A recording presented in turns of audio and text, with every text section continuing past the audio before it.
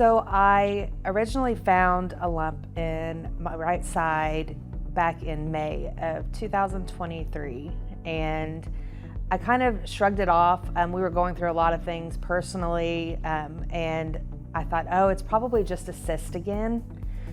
So I just shrugged it off and kind of forgot about it. Didn't do any other exams until later on in the year. Around November, I went and checked that spot again, and I just thought to myself, oh man, that does not feel the same. Something's going on, it's larger. I have 4 daughters, they range from 22 to 4. And so I needed to prepare my oldest girls for what was gonna happen. And all during my biopsy, we sat and talked about it, you know, what I was gonna say and how to go forward. So it was more than just your doctor-patient relationship. It was, these women are my friends and they're giving me advice at one of the worst times in my life. And they're making me feel really strong and courageous going forward because of that. Showed up here at Schneck, and they had actually let someone come in and decorate my pre-op room. It was, I was so nervous about having it was my first surgery ever. You know, I had a cesarean with my last daughter, but you know, this was put under anesthesia surgery, and I was really nervous. And so walking into that and seeing my room just filled with inspirational quotes and verses and, you know, some goodies, it just kind of set the tone for the day of, okay, I'm doing this. Our fight starts today and we're gonna get it done. So just the whole day I was at ease because I knew these people. You know, I knew the faces of the people that were taking care of me. And I just had this surreal piece about the whole thing. All of the nodes that they took during that surgery, which is common practice for them to take some nearby nodes, all of those came back positive. So I went into surgery thinking that we were stage 1 breast cancer, and just a few days later finding out that I was diagnosed stage 3 after all of the results came back from all the samples. So that was a big shock, and right after I got off the phone with my surgeon, it wasn't 30 minutes later, the cancer center started calling and, hey, I know we've discussed some chemo and stuff going forward, but that's all changed. And I didn't know, I kind of broke down at first. I think everybody would, because it just gets more scary, more real. But Heidi talked to me and said, listen, we're gonna take care of this. You know, you're gonna be okay. The path forward may look different than what we planned for, but the outcome will still be the same.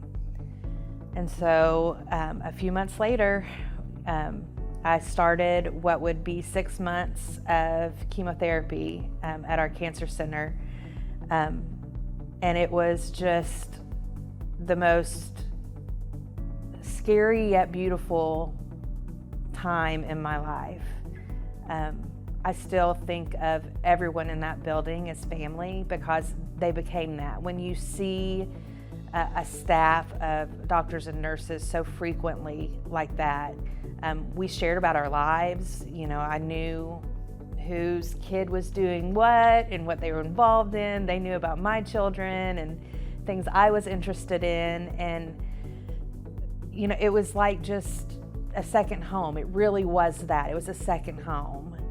They took absolutely great care of me. I had a lot of complications starting off, including getting COVID during the last round of my first chemo med, and they were just always a phone call away. Those things you take with you forever. You know, it was a true friendship. These people really cared about me. Still my family. I still am going in for checkups and I'm on medications, and I stop and talk to all of them because I miss them. You know, I don't miss the reason why I was there, but I miss their friendship and seeing them every day, because every single last one of them is meant to be in that building. They are meant to be doing what they're doing. And that's just so evident in the people that they treat over there daily. I just cannot express that enough. Working so closely with them, like all of the questions that I've had throughout this entire process have been answered thoroughly. I never went to any appointment and felt rushed to get out of there. It was, we're gonna sit here and we're gonna talk about it until you feel comfortable with the path going forward. And that was for every single last one of my doctors, all of them.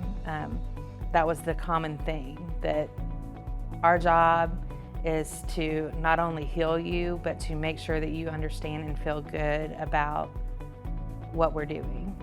We have such a jewel in the Cancer Center for our community. There's so many people that don't realize what our Cancer Center does and what they're capable of doing and what they're capable of handling. We have knowledgeable staff over there, and they care, and they have the ability to do all the things that you're gonna find at a big city, and it's all right here in this small little town at our hospital. It's just such an excellent resource for our community. You know, sometimes it's having the comfort of home, I think, is important.